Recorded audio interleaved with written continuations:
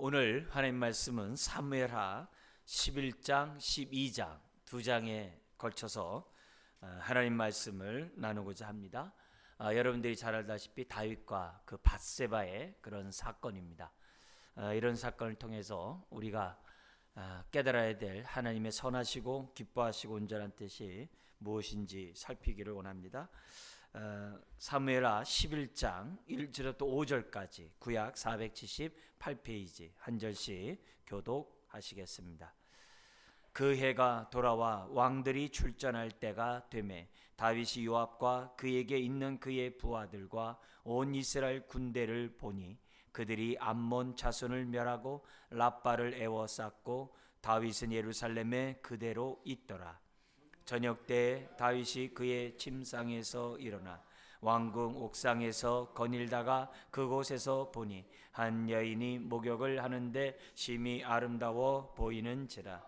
다윗이 사람을 보내 그 여인을 알아보게 하였더니 그가 아뢰되 그는 엘리암의 딸이요 햇사람 우리아의 아내 밧세바가 아니니까 하니, 다윗이 전령을 보내어 그 여자를 자기에게로 데려오게 하고 그 여자가 그 부정함을 깨끗하게 하였으므로 더불어 동침함에 그 여자가 자기 집으로 돌아가니라. 같이요.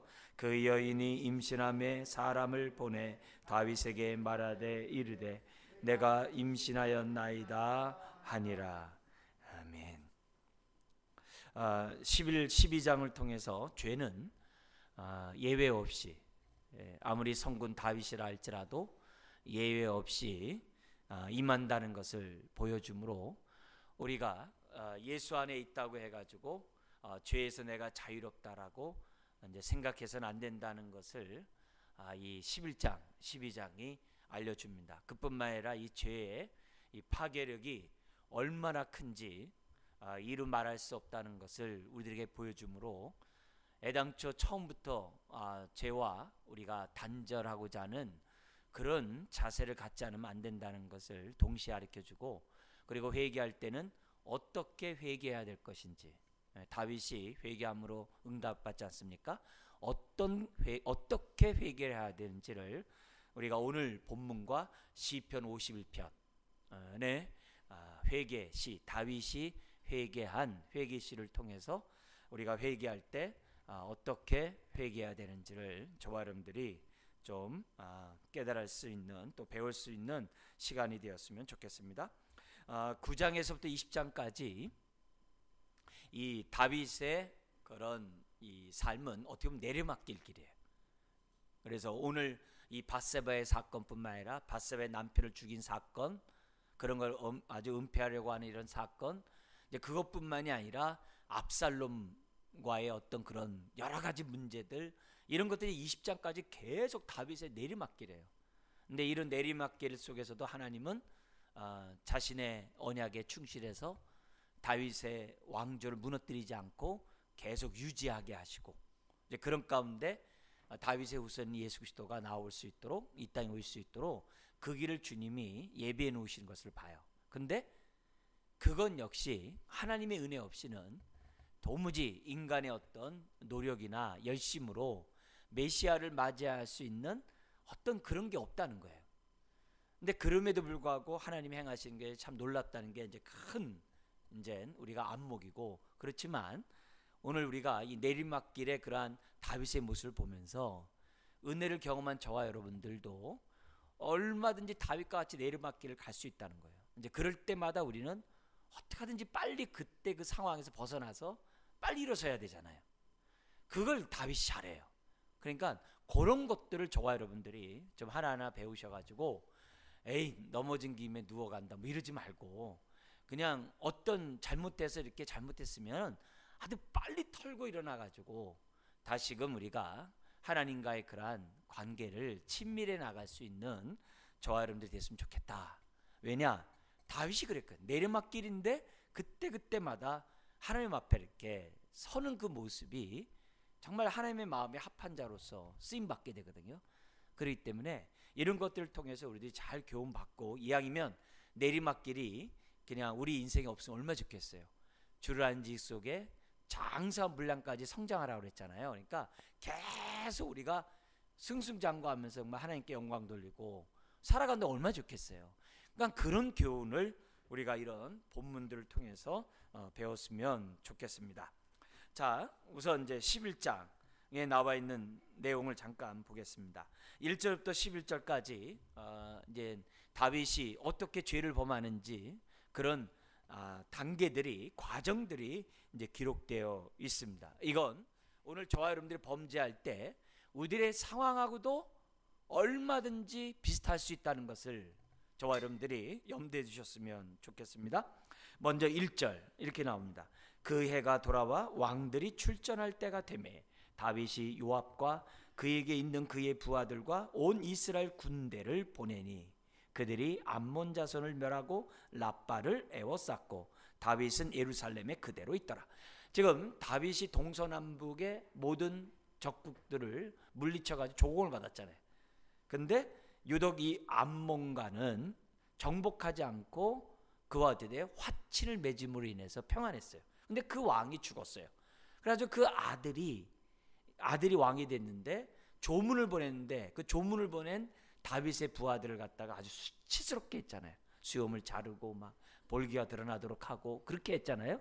그 사건 때문에 전쟁이 일어나게 돼요. 그게 이제 10장에 있었단 말이에요. 그래서 암몬이 이기지 못한다는 걸 알고 저 북쪽에 있는 아람 군대를 돈을 줘가지고 전쟁을 했지만 이길 수가 없었잖아요. 그리고 이제 겨울이 온 거예요.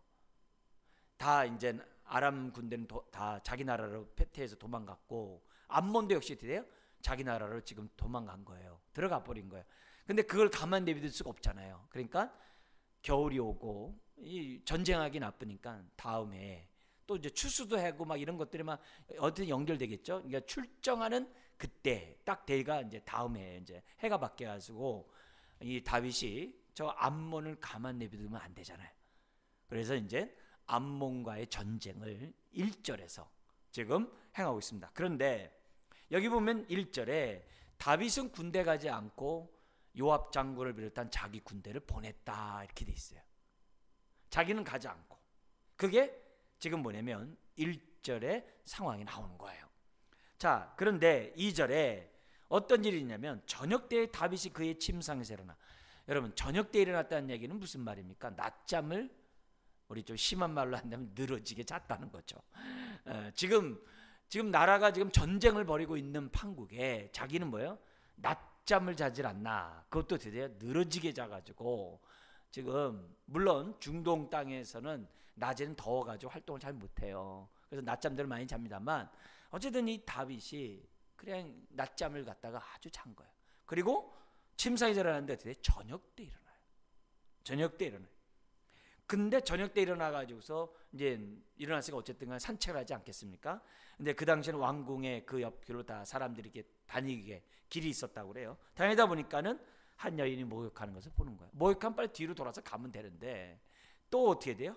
그 사람이 누군지 알아보라고 그러고 사람 와가지고 우리가 잘 아는 대로 5절에 이제 악을 행하는 그 열매, 죄악의 열매를 이제 잉태하게 이제 됩니다.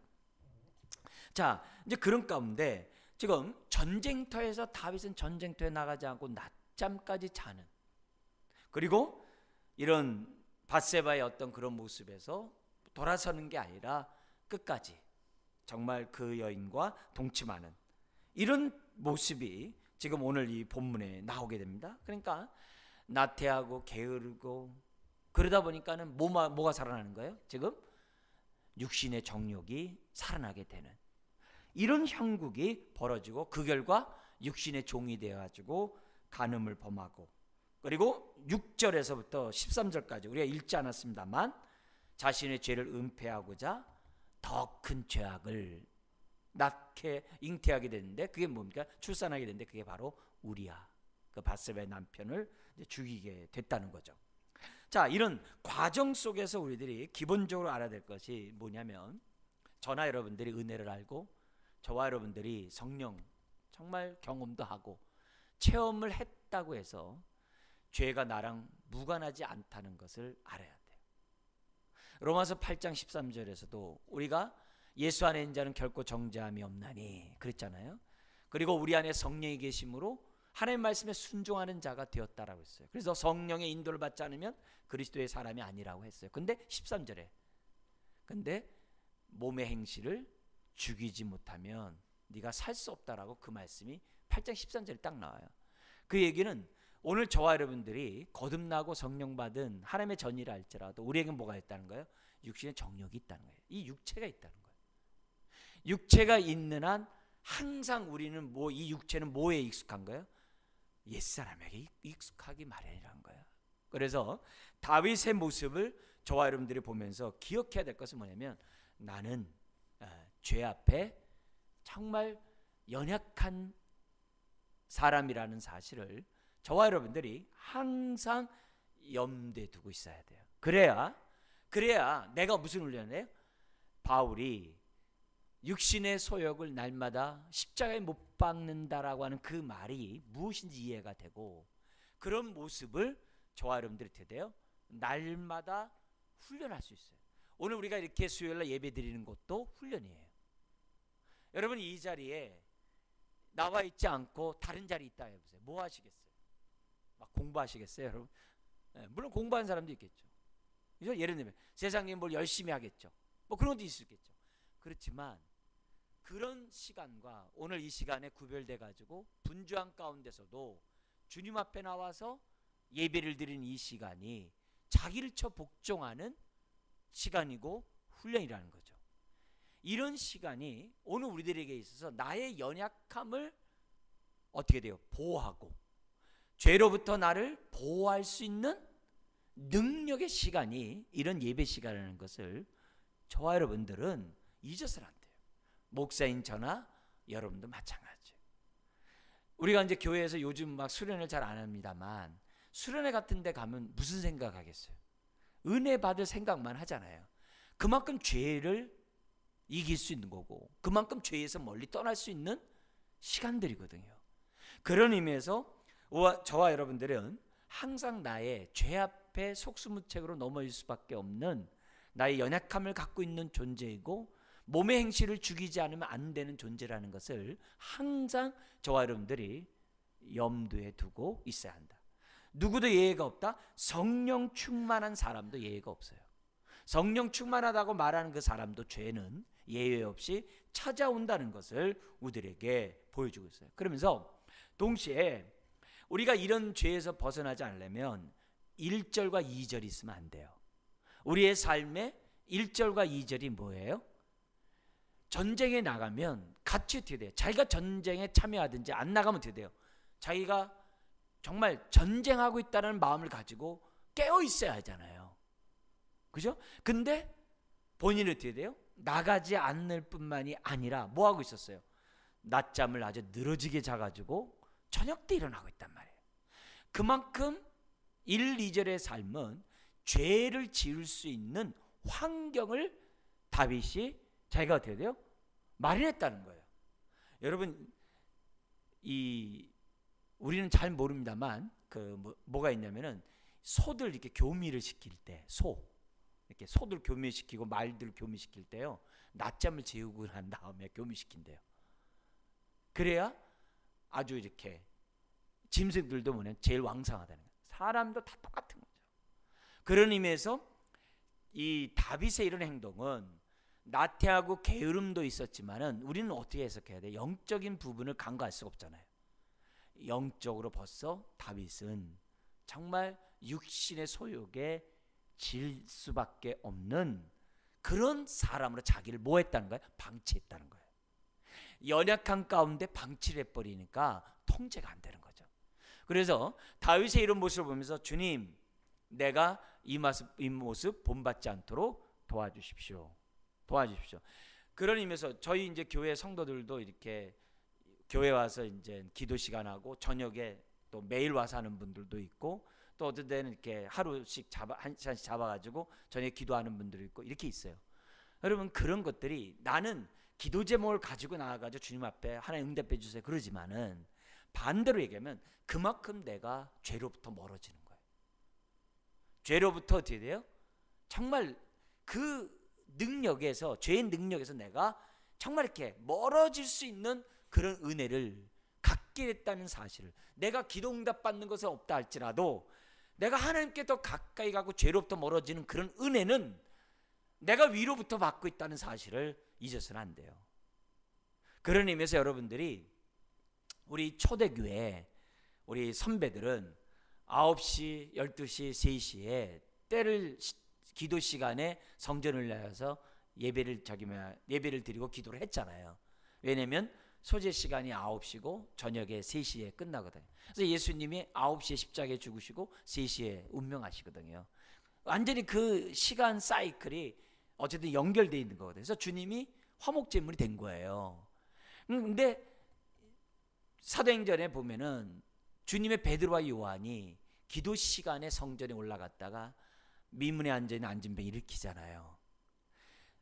왜 그 사람들은, 주님의 제자들이 그 전통을 왜 계속 했겠어요? 성령 안에서 무시로 기도하라는 거 모르는 바가 아니잖아요. 근데 시간을 정해놓고 기도를 했다.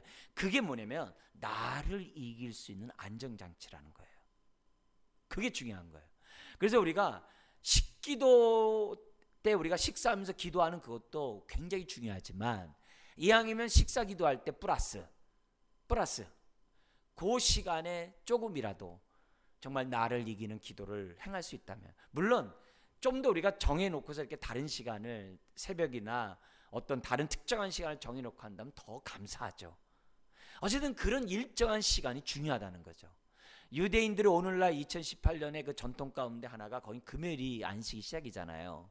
그러면은 유대 전통에 까만 옷 입은 아주 그런 사람들, 까만 옷 입고 애들 다니는 그런 전통 그런 데서는 금요일날 가정 헌금을 한대요. 오늘날도 가정 헌금을 하는데 그 헌금이 뭐냐면 구제비 헌금이래요. 그래서 하나님이 이렇게 우리를 살게 했는데 나그네 되는 자를 돌보라고 했는데 부모들이 아이들과 함께 그 시간에 이렇게 구제비를 헌금을 한다는 거예요. 그리고 그 구제비를 가지고 아이들과 함께 구제비를 쓰는 것을 갖다가 아주 이렇게 정기적으로 한다는 거예요. 근데 그게 그 시간이 사실 뭐 하는 거예요? 예배 시간이잖아요. 그리고 그렇게 구제를 하면서 자기네들의 어떤 사명도 보는 거잖아요. 그러니까 그런 정한 그 시간이 아이들로 하여금 죄에서 또 멀어지게 하고 하나님께 가까이 가게 하는 하나의 뭐예요? 훈련이 된다는 거예요.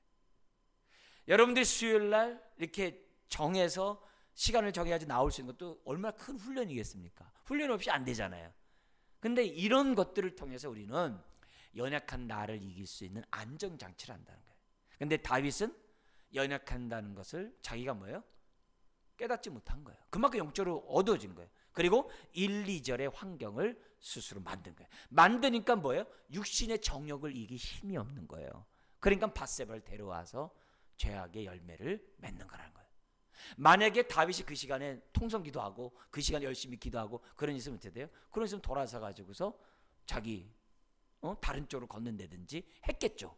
그냥 그렇게 이길 수 없는 상황이 됐다는 거죠. 그래서 우리들이 신앙생활하면서 이 죄악에 뭐가 있다고 그래요? 즐거움이 있다고 그러잖아요. 죄악에 낙이 있거든요. 잠시 죄악에 낙이 있다는 것을 저와 여러분들이 알잖아요. 그러니까 그런 부분에서 저와 여러분들이 어쨌든 간에 평소에 다윗과 같이 죄를 지을 수 있는 환경을 만들자는 게 중요하다. 그게 중요해요.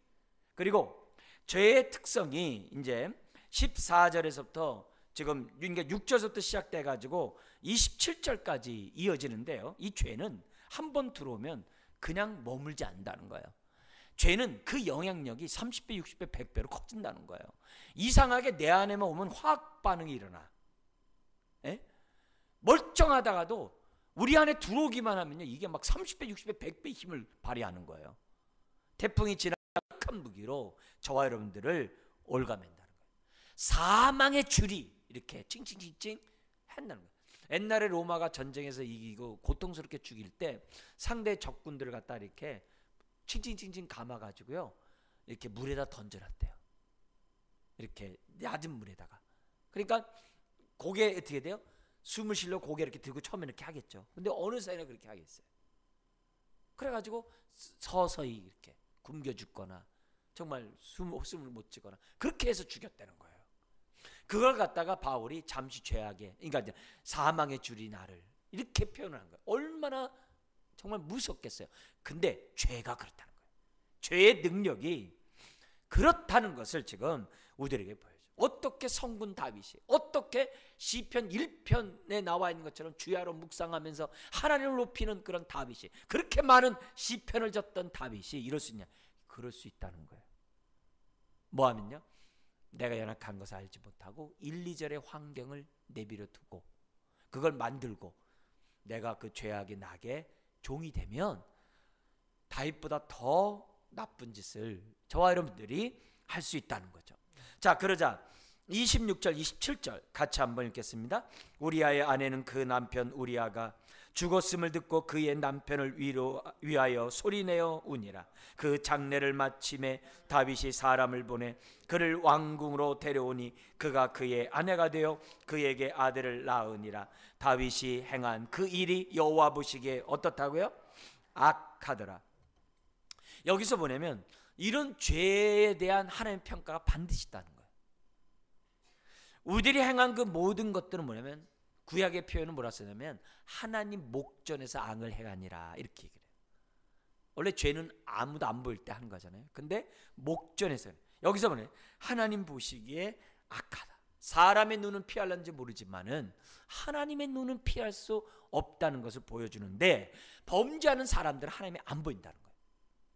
이 예배가 왜 중요하냐면 하나님이 보인다는 거예요. 그래서 디모데전서 2장 20절 이하에 보면은 믿음의 지체들과 함께 교제를 나누래요. 불신자들과 있는 것보다도 어쨌든 믿음의 동역 친구들과 형제들과 자매들과 같이 교제를 나누는 것이 중요하다는 것을 우리들에게 보여주는 거예요. 그러니까 이런 의미에서 볼 때 이 죄의 파괴력이 하나님조차도 망각하게 버리는, 무시하게 하는, 보이지 않게 하는 이런 악을 행하는 것이 죄의 파급력이라는 것을 보여주면서, 오늘 우리들이 죄에서 벗어날 수 있는 일은 뭐냐? 성군 다윗도 예의 없이 넘어갔다고 한다면 저와 여러분들이 교만하면 안 돼요. 아이, 나는 괜찮아요. 그러면 안 돼요. 우리가 어쨌든 간에 나의 연약함을 알고, 어쨌든지 1, 2절의 환경 만들지 않고, 또 세 번째 뭐예요? 그런 일은 빨리 도망가, 고개를 돌리고, 그렇지 않으면 안 되는 거예요. 빨리 돌려가지고 나의 연약함을 피하고, 그런 모습을 기본적으로 저와 여러분들이 가져야 돼요. 감기 예방하지 않으면 걸려요. 그죠? 아이, 난 감기약을, 그렇게 하면 안 되는 거예요. 항상 감기 걸릴 수 있다는 것을 생각하고 우리가 예방하듯이 범죄도 마찬가지예요. 날마다 옛사람을 벗어버리고 새 사람을 입는 예방을 해야 돼. 그렇지 않으면 저와 여러분들이 잊어요. 그리고 나서 뭐 해야 돼요? 나는 예방해야지, 그렇게만 하지 말고 면역력을 증강을 해야 되고, 운동을 해야 감기 안 걸리듯이 우리는 뭐예요? 푯대를 향해 뛰어가는 거예요.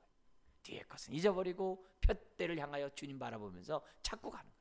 그래서 한 번이라도 더 예배드리고, 한 번이라도 더 기도하고, 한 번이라도 더 말씀 보고, 한 번이라도 주님과 가까이 하는 행동들을 저와 여러분들이 해야 우리가 어떻게 돼요? 나 자신을 죄로부터 보호할 수 있는 거예요. 나 자신을 정욕으로부터 저와 여러분들이 보호할 수 있는 거예요.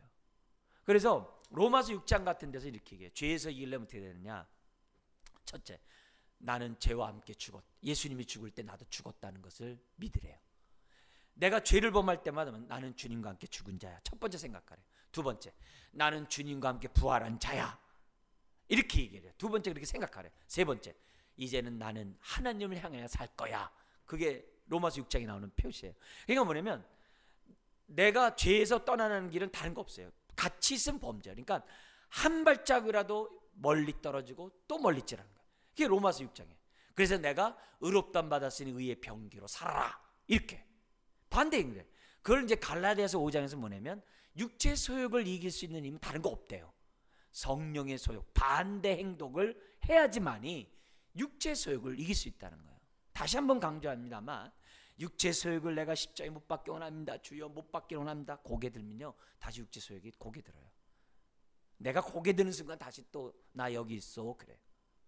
육체 소욕은 죽일 수가 없어요. 우리가 할 수 있는 일은, 육체 소욕을 죽일 수 있는 것은 그만큼 뭐예요? 영향력에서 벗어난 것밖에 안 되거든요. 그러려면 자꾸 성령의 소욕을 반대적으로 하고 또 반대적으로 하는 그런 모습을 가져야 한다는 거 우리들에게 보여줘요. 가만히 있으면 넘어져. 자전거가 페달을 밟아야 가는 거지 멈추는 순간 얼마 있으면 넘어지게 돼 있어요. 우리는 끊임없이 주님을 향해 열심히 달려가고 또 달려가고 또 달려가는 저와 여러분들이 돼야 한다는 것을 보여주는 거예요. 여러분, 바쁘다고, 세상 일이 바쁘다고 해서 내가 영적으로 성장하는 게 아니에요. 세상 일이 바쁘다 해서 죄를 안 짓는 게 아니에요. 죄는 한가한 사람이나 바쁜 사람도 똑같아요. 그래서 우리가 아무리 바빠도 뭐하는 시간을 멈추면 안 돼요. 하나님께 가까이 가는 그 시간을 멈추면 안 돼요. 하나님과 가까이 가는 그 시간을 내가 뭐예요? 소홀히 하면 안 돼요. 네. 우리 수련회 이제 동역자들 이렇게 같이 수련회 하면서 얘기 가운데 이렇게 들은 얘기가 있어요. 그 들은 얘기가 뭐냐면은 교회에서 이렇게 주일날 이렇게 봉사하다 보면은 저희는 이제 저녁 예배가 없지만은 웬만한 교회는 저녁 예배도 있는 교회들도 있잖아요. 그럼 저녁 예배까지 드리고 오면은 되게 뭐냐면 어린 자녀를 둔 부모들은 이게 볼멘 소리가 많다. 그러니까 같이 이렇게 보조를 마치면서 같이 이렇게 신앙이 성숙해서 같이 교회를 섬기면 좋은데 남편이나 아내나 한쪽에서 신앙이 좋은 반면에 한쪽에서 그러지 못할 때는 이게 이제 엇박자가 나기 시작한다는 거예요. 그러면은 나는 집에 가서 애랑 같이 있으면서 난 다음 월요일 준비할까 이런 사람이 있는 반면에 한쪽에서 뭐냐면 나 더 주님을 위해서 내가 이렇게 해야 될 일도 있고 예배 드리고 가고 저녁 예배 드리고 갈 테니까 그렇게 아이들하고 먼저 있으라고 이제 이런 시간이 됐다는 거예요. 그러다가 자꾸 이제 불면증이죠. 애랑 놀아주지도 않고 지금 교회만 가 있느냐고 예를 든다면 그런 식으로 막 했다는 거예요. 근데 어느 순간에 두 종류가 생기더래요. 그러면 대체적으로 뭐냐면 빨리 예배 드리지 말고 아이들과 이제 놀아주는 것이 더 하나님이 기뻐하다고 생각해가지고 그렇게 하는 부부가 있는 반면에 그럼에도 불구하고 아니야, 하나님 앞에 예배 드리는 것들은 내가 우선적으로 해야 되고 먼저 해야 돼. 그리고 내가 짧은 시간이지만 내가 그때 애들이랑 놀아줄게. 그리고 내가 이렇게 잘 돌볼게. 이렇게 하는 부부가 두 종류 나타난다는 거야. 근데 많은 경우에 전자가 많대요. 후자는 그렇게 많지 않대요. 근데 10년, 20년 결과를 딱 봤는데 결과물을 봤는데 이상하게 전자, 처음에 있는 사람들은 뭐냐면 애랑 놀아준답시고 정말 신앙 중심의 삶을 살았지 않았던 사람은 언제 신앙이 있느냐로 다 이렇게 표현했고 나중에 회복된 사람은 거의 없더래요. 근데 그 어렵고 힘든 시간 속에서도 예배를 드리면서 하나님 앞에 이렇게 예배 드릴 때 있는 사람들은 그 사람은 머리가 하나님 앞에 올바른 생각으로 가득 차고 마음이 주님의 사랑으로 가득 차 있고 하나님 앞에 살고 싶어하는 마음이 있기 때문에 아내를 대하거나 남편을 대하는 그 태도가 정말 성경적으로 주님의 마음으로 상대를 대할 뿐만 아니라 가정을 세워가고 아이들과 짧은 시간들이지만은 아이를 향한 그 사랑이 남다르기 때문에 오히려 그 자녀들뿐만이 아니라 배우자의 관계도 월등히 좋다는 얘기를 이렇게 대화 가운데 하는 거예요. 근데 그 얘기가 그냥 흘러 지나갈 수도 있는데 많은 경우에 우리는 뭐냐면은 마치 이렇게 아이들과 이렇게 놀아주면서 이렇게 같이 있고 이렇게 되면은 모든 가정이 이렇게 저절로 행복해지고 좋아질 거로 생각을 많이들 하고 있다는 거예요. 근데 그게 아니라 오히려 하나님의 나라로 무장하고 하나님의 말씀으로 무장된 사람이 배우자들을 대하는 태도가 주님이 원하는 대로 대하고 있고 아이들 앞에서 본이 된 삶을 사는 것이 오히려 그냥 놀아주면서 하고 이렇게 자기 이렇게 하는 것보다도 훨씬 아이들의 신앙을 잡아주는데도 효과적이라는 것을 10년, 20년 지나면서 자기네들 경험했다는 거예요.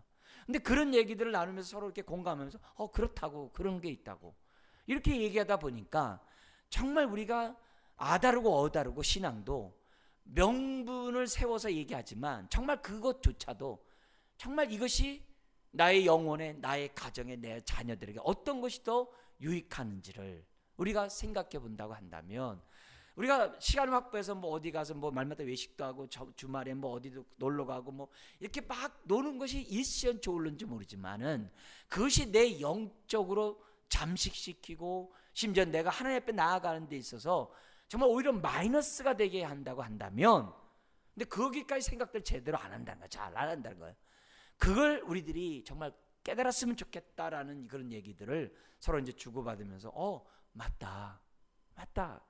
정말 우리가 없는 시간에 정말 반짝 우리가 돕는 거 이게 얼마나 효과 있는 걸 알잖아요. 그러나 반면에 중요한 건 뭐냐면 우리의 생각과 우리의 마음이 주님을 닮아갈수록 그만큼 배우자와 가정들에게 유익이 있잖아요. 그 부분들을 저나 여러분들이 간과하지 않고 하나님 앞에서 우리가 설 수 있다고 한다면 얼마나 좋을까. 근데 안타깝게도 다윗과 같이 이렇게 성군이고 성령 충만한 이런 사람도 나중에 이제 보겠습니다만 그 아들들에 대한 신앙 교육이 제대로 안 이루어져요. 너무 심각할 정도로 안 이루어져요. 그 얘기는 다윗이 아무리 자녀들과 같이 이렇게 있다고 해가지고서 신앙교육이 이루어진다는 보장이 없다는 것도 우리들에게 교훈을 줄 수 있는 것도 있고, 정말 자녀 교육을 어떻게 시켜야 되는지 다윗의 모습을 보면서 배울 게 한두 가지가 아니에요. 그래서 그렇게 자녀 교육이 안 돼서 그게 뭐예요?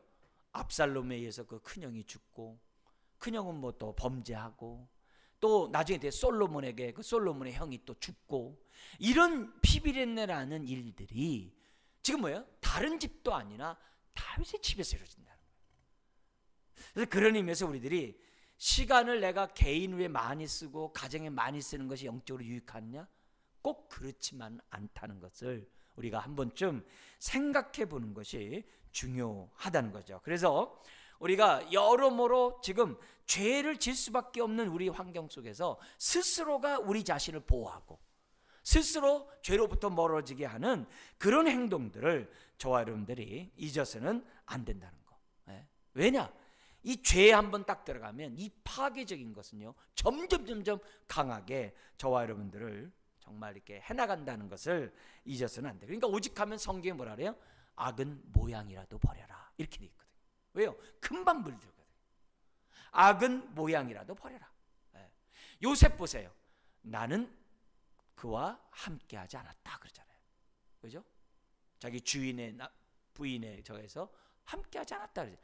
요셉의 그런 태도들을 우리가 보더라도 우리들이 기본적으로 갖고 있는 이런 자세들을 가질 때 이길 수 있다는 거죠. 그래서 이런 예배들을 여러분들이 사모하고, 또 성경에 우리 예수님이 산상수훈에 알려준 것처럼 하나님의 기도 시간, 하나님 앞에서 하는 그런 우리 골방 기도라고 합니다만, 그 골방 기도를 갖다 어떻게 하든지 간에 우리가 한 번이라도 더 하는 것이 나를 지킬 수 있고, 그리고 하나님의 은혜로 우리들이 무장할 수 있는 좋은 길이다.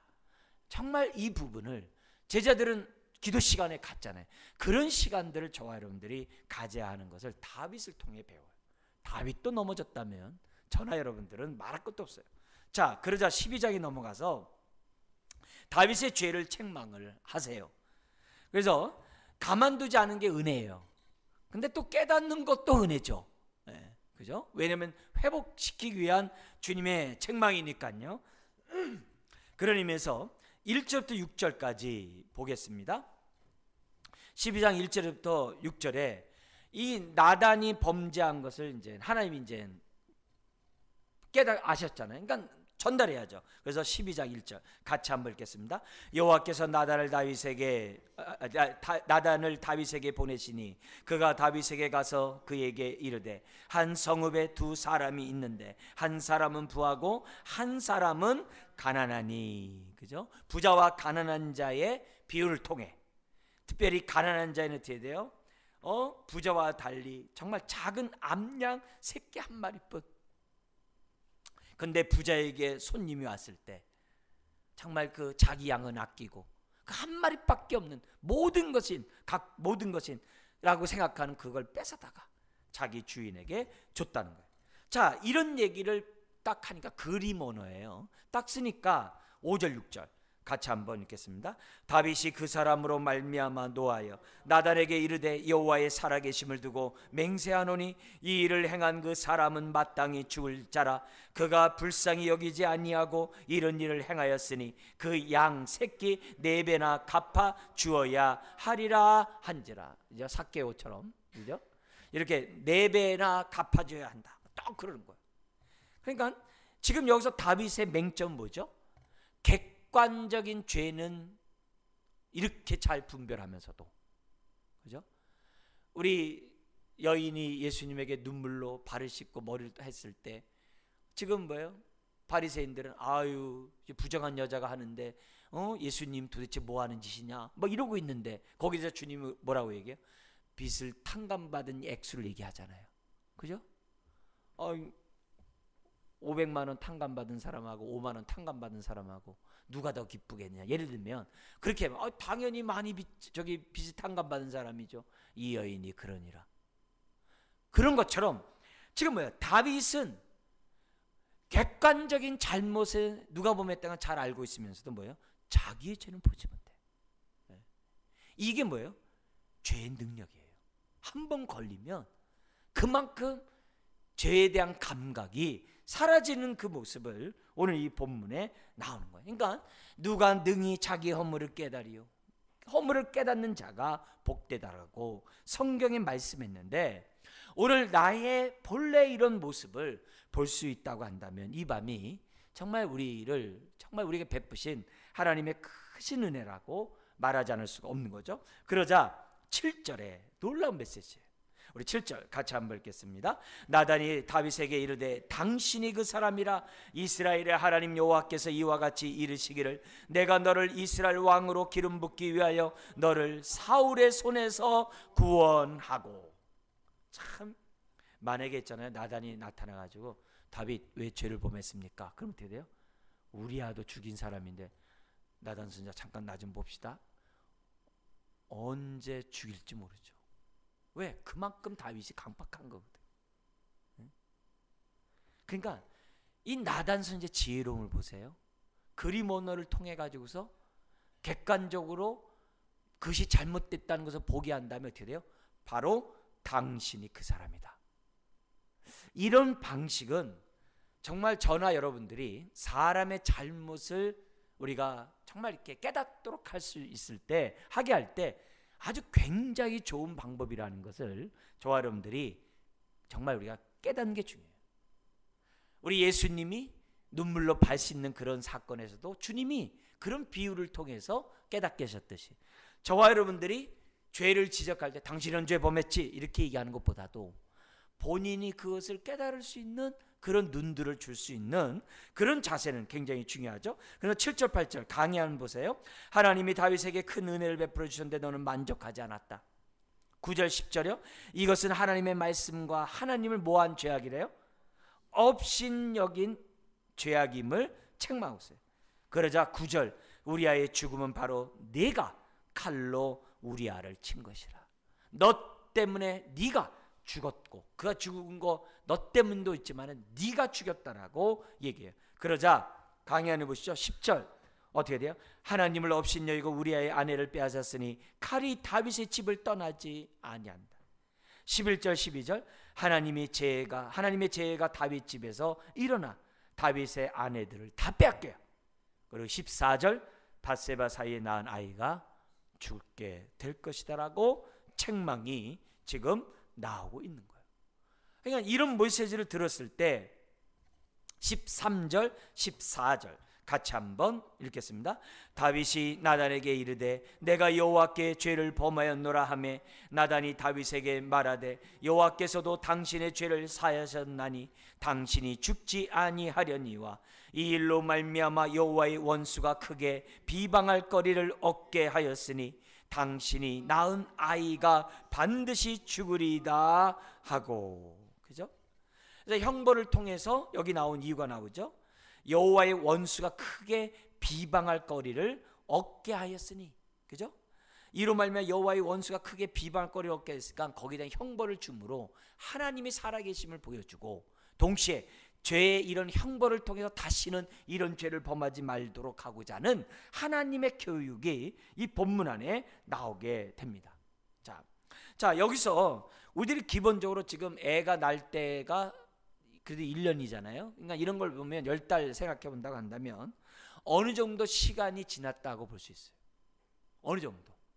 그러니까 어느 정도 시간이 지나는 가운데 이 일들이 지금 뭐예요? 은폐되었다가 나단 선지자를 통해서 다윗이 회개하면 참 좋았을 텐데 그러지 않고 있으니까 하나님이 나단을 통해서 다윗에게 그 죄를 갖다가 지적했다는 거죠.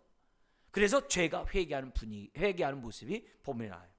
자, 여기서 우리가 1차적으로 아는 것은 뭐냐면 우리가 죄를 범할 때는 하나님이 반드시 그 죄를 깨닫게 하신다는 거예요. 그 원칙을 여러분들이 잊어서는 안 돼요. 근데 그 죄를 깨닫게 하는 게 어떻게 오느냐? 하나님의 말씀을 통해서 오는 방법도 있어요. 내가 말씀을 듣거나 성경을 묵상함으로 깨닫는 방법이 하나 있어요. 그러나 동시에 또 뭐가 있어요? 하나님이 그동안에 알고 있던 그러한 정말 은혜, 그 지식이 그 안에 있었는데 성령님이 깨닫게 하셔가지고 이게 잘못되었다는 것을 깨닫게 하는 거예요. 그것도 물론 이제 말씀이지만은 성령에서 깨닫는 방법이 하나 있어요. 그리고 또 있어요. 또 뭐가 있냐면은 주변에 있는 사람들을 통해서 내가 죄를 깨달을 수도 있어요. 주변 사람들의 말, 뭐 사랑하는 사람부터 시작해서 같은 지체들, 이런 사람들을 통해서 내가 어떻게 돼요? 죄를 깨달을 수가 있어요. 그래서 우리가 첫 번째, 두 번째는 여러분 잘 알잖아요. 세 번째 걸 좀 제가 말씀드린다면요, 내가 옆에 사람이 나에게 죄를 지적했을 때 나가 어떻게 돼요? 즉각적으로 지적하면요, 다윗은 나단을 죽일 수도 있어요. 그러나 우리 입장에서 볼 때 나단과 같이 나에게 죄를 깨닫게 하지 않아도 우리는 기본적으로 내 주변 사람들이 하는 말을 고깝게 듣지 말고 달갑게 듣고자 하는 마음의 자세를 갖는 것이 중요해요. 그만큼 마음밭이 중요해요. 그래서 옆에 사람이 싫은 소리하고 보기 싫은 말하고 지는 이렇게 하는 말을 내가 할 때 기분은 나쁘지만 하나님, 내 모습을 돌이켜보기를 원합니다, 이런 기도를 하는 것이 굉장히 나한테 유익해요. 기분 나쁘다 이렇게 하지 말고 혹시 그걸 통해서, 왜? 나에게 그렇게 나랑 사이가 안 좋은 사람이 본 나가 어떻게 돼요? 예누리 없이 볼 수 있거든요. 후하게 보는 게 아니라 야박하게 볼 수 있단 말이에요. 그럴 수 있기 때문에 그 말 듣고서 내 모습을 한번 돌이켜볼 수 있는 기회를 갖는 것이 나한테 유익하다는 거예요. 그리고 거기서 한 가지 더 나가서 우리 교회가 베드로 사도가 얘기한 것처럼 사랑은 허다한 뭘 덮는다고 그래요? 죄를 덮는다고 그래요. 근데 그 속뜻이 뭐냐면 사랑은 죄가 기승 부리지 못하도록 막는다는 뜻도 있어요. 죄가 고개를 들지 못하도록 막는다는 뜻도 있어요. 그러니까 우리 교회가 무조건 오냐오냐 덮어주는 그런 공동체가 아니라 죄가 큰 소리 치지 못하고 죄가 드러나서 활개치지 못하도록 교회 분위기가 되어 있다면, 공동체 안에서 말씀의 교제, 성도의 교제를 나눌 때 어떤 말들이 나오는 거예요? 내 안에 있는 이게 잘못된 거구나. 또 서로들까지 얘기하면서 혹시 나도 저런 속에서 나도 있는 게 아닌가? 이런 모습을 가짐으로 죄를 억제하는, 죄가 기승부리지 못하도록 하는 교회가 되도록 기도를 해야 한다는 거예요. 두 가지 기도예요. 말씀과 성령의 기도는 당연히 해야 되고, 나를 위해서 기도할 때 남들이 하는 말을 달게 받을 수 있는 기회를 삼게 해주세요. 그리고 우리 공동체가 하나님의 좋은 메시지를 서로 나눌 수 있는 그래서 죄가 기승부리지 못할 수 있는, 이게 죄구나, 이걸 갖다 뭐예요? 눌러버릴 수 있는 공동체가 되도록, 교회가 되도록 기도해야 되겠다. 그런 기도를 저와 여러분들이 우리 교회 안에서 우리가 해야 한다는 거예요. 그럴 때 우리가 뭐예요? 하나님의 우리의 죄를 갖다가 그냥 간과하지 않으시거든요. 왜? 목전에서 했기 때문에. 또 왜? 죄를 범하면 언약의 축복을 누리지 못하잖아요. 하나님이 그건 너무나도 마음 아파하시잖아요. 언약의 축복을 누릴 수 있도록 우리에게 어떻게 돼요? 죄를에서 벗어나게 해야 되잖아요. 그러니까 깨닫게 하시거든요. 말씀을 통해서 성령의 깨닫게 하심으로, 또 어떻게 돼요? 주변 사람들의 말을 통해서. 그런 의미에서 이런 모습을 저와 여러분들이 가져서 무슨 일이 있을 때 당신이 그 사람이라고 얘기할 때 들을 귀를 달라고 하나님 앞에 기도하는 저와 여러분들이 돼야 한다는 거죠. 그래서 주변의 사람들, 그러니까 그런 분위기를 내가 어떻게 해야 돼요? 항상 참된 사랑의 말, 진리의 말을 하려고 하는 저와 여러분들이 될 때 우리 공동체가 건강하고 저와 여러분들이 뭐예요? 그만큼 죄에서 떠날 수 있는 사람이 될 수 있다는 거죠. 자, 그러면서 13절 너무 중요한 얘기를 했는데요. 같이 한번 우리 한 번 더 읽겠습니다. 다윗이 나단에게 이르되 내가 여호와께 범죄하였노라 뭐예요? 하매. 그죠? 책망과 함께 내가 범죄했다라고 시인해요. 여러분 이게 은혜예요. 빨리 변명보다도 긴 변명은 사울 왕과 같은 사람이 하는 거고, 다윗과 같은 사람은 잘못했으면 그 즉시 인정해. 변명보다 그 즉시 인정해. 이런 모습이, 이건 정말 은혜예요.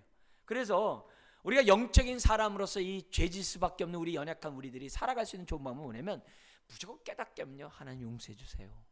그냥 빨리 용서를 구하는 저와 여러분들이 가는 것이 굉장히 중요해요. 자, 그러면 아니 어떻게 정말 그럴 수 있냐, 이게 어떻게 이렇게 다윗은 뭐냐면 용서해달라고 그 즉시 할 수 있는가? 다른 게 아니라 평소에 다윗은 하나님에 대해서 알았어요. 어떤 거 알아요? 용서하기를 즐겨하시는 하나님을 하신 거예요. 사유하기를 즐겨하시는 하나님을 다윗은 이미 알고 있는 거예요. 그러니까 다윗은 어떻게 돼요? 자기가 잘못된 얘기를 들었을 때 뻔뻔스럽게 기도해요. 심지어는 어떤 뻔뻔스러운 기도예요? 이 아이가 죽게 되니까 뭐 살려주세요 그래요. 하나님이 죽겠다고 하는데도 살려주세요 그래요. 에? 뻔뻔하지만 그래도 어떻게 돼요? 응답해 주기를 좋아하시고 용서하기를 좋아하는 분이기 때문에 지금 어떻게 돼요? 다윗은 기도하는 거거든요. 회개를 하고 기도를 하고 있는 거죠. 에? 더구나 이 아이가 죽겠는데 살려달라고 거기 보면 뭐예요? 은총을 구하는 다윗의 모습을 보여주고 있어요. 그러니까 이런 부분에서 오늘 저와 여러분들이 하나님 앞에 기도한 이런 방법들을, 범죄한 다음에 기도한 방법들을 저와 여러분들이 배우는 것이 중요하다는 거죠. 자, 그러면서 15절 23절 다윗이 책말 듣고 회개를 하면서 이제 신앙을 회복을 했는데 그 51편 어떻게 기도했는지를 나중에 보고 마치겠고요. 우선 순서를 보도록 하겠습니다.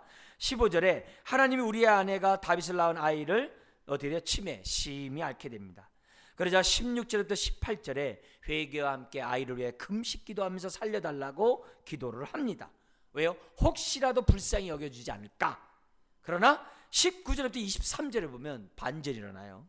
그렇게 금식하며 하다가 다윗에게 뭐냐면 아이가 죽었다는 얘기를 딱 주니까요, 갑자기 자리를 털고 일어나서 목욕 제기하고요, 하나님께 경배해요. 그리고 밥을 먹어요. 그러니까 옆에 사람들이 뭐냐면 23절 같이 한번 읽겠습니다. 지금은 죽었으니 내가 어찌 금식하랴. 내가 다시 돌아오게 할 수 있느냐. 나는 그에게로 가려니와 그는 내게로 돌아오지 아니하리라 하리라. 여기서 있잖아요, 다윗이 그래도 죄를 범하고 있는 다윗이지만 그래도 기본적으로 어떻게 돼요? 하나님 앞에서 영성을 유지하고 있다는 것을 지금 보여주는 장면이에요. 여러분, 우리가 애가 죽고 이렇게 되면 우리는 어떻게 돼요? 하나님 이럴 수가 있어요 라든지, 하나님 내가 금식하며 기도하는데 내 기도 안 들어주는 거예요? 나 이제부터 그럼 나의 기도 지금 안 들어주고 끝난 거예요? 그러면서 삐진다든지 낙심한다든지 좌절한다든지 애 때문에 너무나도 슬피 울기를 계속하고 있다든지, 그게 보통 우리의 태도들이거든요. 근데 다윗은 그렇게 안 해요. 죽었다고 딱 그러니까요, 깨끗이 옷 입고 밥을 먹어요. 여러분, 이게 그냥 넘길 문제가 아니라 오늘 저와 여러분들이 배워야 될 거예요. 뭐냐면 내가 지금 처해 있는 이런 어려운 환경과 여건들, 때로는 어떤 자세가 필요하면 하나님이 허락하셨으니까 주셨겠지. 빨리 수용하고, 주님 그렇다면 내가 이거 여기서 어떻게 행동해야 될까요? 그러면서 하나님의 행동을 내가 뭐예요? 교훈을 얻는 게 효과적일 때가 있어요. 그렇지 않고 내 아픈 문제에 전전긍긍하면서 내가 거기 눌려 있다 보면 자칫 잘못하면 하나님과의 친밀함을 상실할 수 있는 게 저와 여러분들이에요. 그래서요, 슬퍼도 너무 지나치게 슬프면 안 돼요. 내가 상심해도요, 너무 지나칠 대로 상심하면 안 돼요. 빨리 털어버리고, 지금 어떻게 돼요? 빨리 그것을 받아들이고 하나님께서 허락하신 줄 알고 새롭게 시작하는 것도 다윗에게서 배워야 될 저와 여러분들의 교훈이고요. 목사인 저나 여러분들도 어려운 일을 맞고 상심한 일을 만났을 때 너무 지나치게 나를 쇠하게 하는, 지나치게 하나님에서 멀게 하는 행동들을 정말 절제할 줄 아는 다윗의 이런 모습을 배우는 것이 필요하다는 거죠. 자, 그러자 24절부터 25절에 다시금 어떻게 돼요? 하나님의 응답이 두 가지로 이루어집니다. 하나는 뭐예요? 솔로몬을 다시 잉태하게 하는 그런 은혜를 주시면서 그의 이름을 여디디야, 여호와께 사랑을 입음이라는 이름을 얻게 되고, 두 번째는 26절에서 31절에 나오게 되는데요, 다윗으로 하여금 여기 나오는 암몬을 갖다가 무찌르게 하는 그런 사건으로 딱 끝나. 이게 뭐예요? 하나님이 다윗의 회개를 받아주시고 응답하시고 사용하신다는 거예요. 그런 의미에서 오늘 나의 용서의 증거가 오늘 다윗처럼 나에게 온다는 사실을 염두에 두고, 나에게 지금 어떻게 돼요? 솔로몬이나 아니면 우리 같은 경우는 20절부터 31절 좋겠죠? 뭐냐면 내가 지금 쓰임을 받고 있는 나의 모습을 보면서 나의 지난날의 나의 삶이 용서받았는지 안 받았는지를 알 수 있는 거예요. 여러분, 디모데에 있는 말씀처럼 하나님은 깨끗한 그릇만 쓰세요. 아멘? 더러운 그릇 안 써요. 저나 여러분들이 하나님 앞에 헌신하고 봉사하고 쓰임을 받고 있다고 한다면 하나님이 저를 용서하시고 깨끗했기 때문에 쓰신 줄 믿으시기 바랍니다. 근데 깨끗하지 않으면 어떻게 외식하고 가식하고 자기 의의를 나타나겠죠. 그렇지 않은 가운데 하나님 앞에 봉사를 하고 있다면 어떻게 돼요? 하나님이 나를 용서하셨구나라고 생각하라는 거예요. 왜 이 얘기를 하냐고 그러면 자꾸 그래요. 열심히 봉사를 하다 갑자기 그래요. 내가 옛날에 지은 죄 용서했을까? 열심히 하다 푹 꺼져. 뭔가 열심히 하려다 엉거주춤해. 뭔가 하나님께서 막 하려다가 에이, 나 같은 사람이 뭐. 그런 예들이 너무 많단 말이에요. 그러지 말고 오늘 지금 나의 삶 속에서 이렇게 쓰임을 받고 있다고 한다면 하나님이 나를 정결케 했기 때문에 쓰셨다라고 생각하고, 오히려 더 어떻게 돼요? 다윗같이 죄악의 환경을 만들지 말고 성령의 소욕에 따라 살아가고자 하는 저와 여러분들이 되는 것이 오히려 뭐예요? 하나님의 기뻐하는 행동이라고 말씀드릴 수 있다는 거예요. 마지막 우리 눈으로 한번 보고 여러분들에게 좀 마치도록 하겠는데요, 시편 51편과 강의안을 잠깐 보고 눈으로 한번 보고 오늘 이 밤에 하나님 앞에 회개할 때 이렇게 회개 기도를 했으면 좋겠어요. 회개 기도하는 스타일이에요. 하나의 그 아주 보편적인 성경에 나와 있는 방식인데요, 우리의 회개의 응답과 아주 일치해요. 첫 번째는 뭐냐면 하나님의 이름을 1, 2절에 불러요. 이게 뭐냐면 밧세바가 죄를 범한 다음에 회개한 내용이거든요. 1, 2절 같이 한번 읽겠습니다. 하나님이여 주의 인자를 따라 내게 은혜를 베푸시며 주의 많은 긍휼을 따라 내 죄악을 지워주소서. 나의 죄악을 맑게 씻으시며 나의 죄를 깨끗이 제하소서. 그래서 하나님의 이름을 불러요. 근데 이 하나님 어떤 분이에요? 용서하기를 즐겨하시는 하나님 앞에 불러요. 하나님의 이름을 불러요. 그리고 나서 3절 4절 그러면서 구체적으로 내 죄를 얘기해요. 3, 4절은 뭐냐면 자신이 지은 죄 읽겠습니다. 물은 나는 내 죄가를 아오니 내 죄가 항상 내 앞에 있나이다. 내가 주께만 범죄하여 주의 목전에 악을 행하여 싸우니 주께서 말씀하실 때에 의로우시다 하고 주께서 심판하실 때에 순전하시다 하리이다 하면서 드디어 자신의 죄를 있는 그대로 자백을 해요. 그 다음에 5절과 6절에 도덕적인 무능함을 얘기합니다. 같이 한번 읽겠습니다. 내가 죄악 중에 출생하였으며 어머니가 죄 중에서 나를 잉태하였나이다. 보소서 주께서는 중심이 진실함을 원하시오니 내게 지혜를 은밀히 가르치시리이다. 그러면서 자기 죄를 갖다가 정말 뭐예요? 도덕적일 뿐만 아니라 나는 정말 죄 가운데 출생했다라고 하는 이 죄 앞에 속수무책으로 무능하다는 것을 지금 뭐예요? 자백하는 거예요. 그 다음에 근데 세 번째 중요해요. 하나님을 신뢰하는 기도를 반드시 해야 되는데 이 내용이 이미 어떻게 돼요? 1절 2절 하나님의 이름을 부를 때 나오는데요, 뒤에 17절에 나와요. 같이 한번 읽겠습니다. 시작. 하나님께서는 구하시는 제사는 상한 심령이라 하나님이여 상하고 통회하는 마음을 주께서 멸시하지 아니하시리라. 요것을 신뢰하면서 회개해야 돼요. 내가 자백하면 하나님은 미쁘시고 의로사 우리 죄를 사해 주신다고 하는 믿음을 가지고 회개를 해야 돼요. 에이, 나 같은 죄 용서해 줄까? 에이, 벼룩도 낯짝인데 자꾸 범죄하는데 무슨 용서해 주겠어? 그러면 안 돼요. 용서할 것을 믿고 확실히 자백해요. 회개하세요.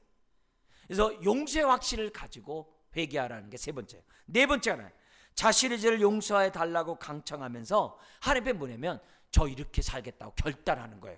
자, 강해안을 보세요. 결단이 거기 네 가지가 나옵니다. 첫 번째 결단이 우리 강해안 보세요. 7절부터 9절에 있는 것처럼 자신의 죄를 용서해 달라고 고백해요. 그러면서 두 번째는 뭐냐면 10절에서 12절 아예 나를 새 창조를 해주셔가지고 다시는 죄를 범하지 않도록 도와달래요. 내가 새 창조를 나를 시켜달래요. 그래서 우리 10절 12절 같이 한번 읽겠습니다. 하나님이여 내 속에 정한 마음을 창조하시고 내 안에 정직한 영을 새롭게 하소서. 나를 주 앞에서 쫓아내지 마시며 주의 성령을 내게서 거두지 마소서. 주의 구원의 즐거움을 내게 회복시켜 주시고 자원하는 심령을 주사 나를 붙드소서. 난 죄의 무능 가운데 내가 무능력 가운데 태어났지만 하나님 나를 바꿔주세요. 그거예요. 자, 그 다음에 세 번째 거기 나와 있는 내용들 한번 보세요. 13절 17절 자신을 용서하면 이렇게 살겠다라고 결단합니다. 강해안을 보면서 읽겠습니다. 13절 시작. 내가 범죄한 자들에게 주의 말씀을 가르쳐 주께 돌아오게 하겠다고 고백해요. 두 번째 14절 15절 내가 주의 의를 높이 노래하고 주를 찬송하며 전파하겠다라고 하죠. 그 다음에 16절 17절 주님은 형식적인 재물보다 상한 심령 곧 회개하는 마음을 원하시기에 나의 삶이 앞으로 통회하고 회개하는 마음을 가지고 살겠다라고 고백해요. 이렇게 살겠다라고. 자, 크게 네 번째로 18절 19절에 뭐냐면 개인을 넘어 국가 공동체 회복을 위해 기도해요. 왜요?